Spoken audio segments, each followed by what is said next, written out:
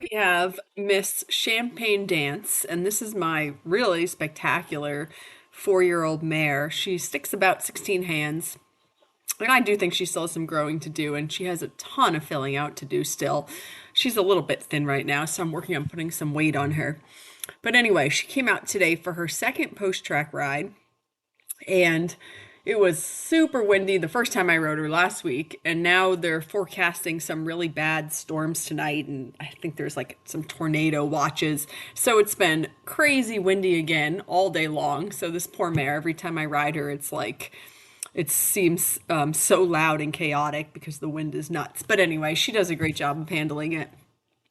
So this ride, I really just sort of wanted to reinforce where we left off the last time and introduce her to some poles. I thought that her work to the right this time was actually so much better. And part of that is because the last time when we went to the right, she pretty immediately pulled off her right front shoe. So then I rode her pretty conservatively, and I didn't want to ask for a lot because I didn't want to make her sore on that foot. So today, now we got all our shoes on. We kept them on. It's all good in the world.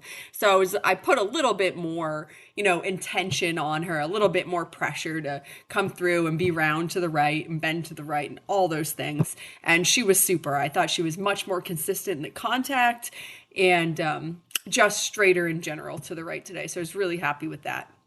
So anyway, then we started walking over some poles, and I didn't really prep her for this at all. I haven't hand walked her over anything. So it's always like, I know it's just a couple of poles on the ground, but God, I'll tell you, I've almost fallen off numerous horses just trying to walk over a couple of poles on the ground. And she was very happy to do it, very brave about it. So I usually like to walk over it twice just to make sure the first time, or not even just to walk over the poles, I usually like to do everything twice to make sure that the first time wasn't just luck or that they didn't somehow make themselves nervous or internalize something and then not realize that. So I like to do everything 2 times to make sure that we really processed and understood and didn't get nervous.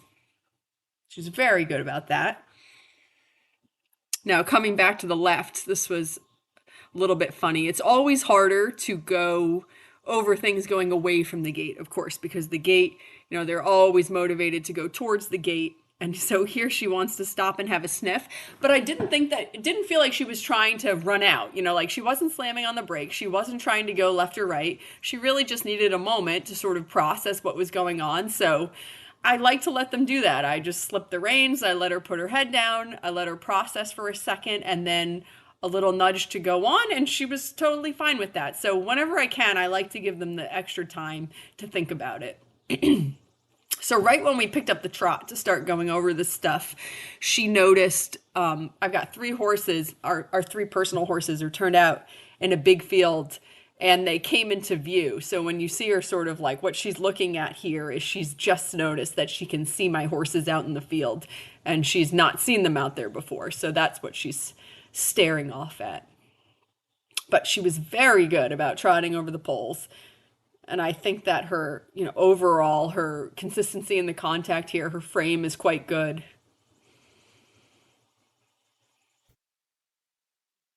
So the flowers added a little more oomph. She took a bit of a leap over that, but she just very similar to the Houghton horse that I rode yesterday and posted about. She has fantastic natural instincts about what to do with her legs.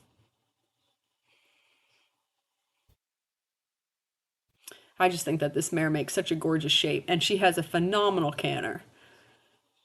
And if I'm remembering this correctly, she takes even a bigger leap here. Yep. So I'm always trying to get left behind. What I really don't want to ever do is get in front of them and tip. And of course, sometimes I do make mistakes and I do get ahead of them. I really get annoyed at myself when that happens because the last thing that they need is me throwing my upper body forward when they're just trying to process what's going on and sort it out for themselves. So if I get to choose, I would always rather be left behind the motion rather than in front of the motion. And, when I do get left behind, I'm just really trying to think about keeping my hands low so that then I don't get them in the mouth. Second most important thing. Don't lean and don't get them in the mouth. So she takes another little bit of a leap, but less over jumping here. And just very brave and very straight, no left, right, just happy to keep coming along, not scaring herself, even though she did over jump it pretty good that one time. She didn't freak herself out about it. She came right back around and did it again.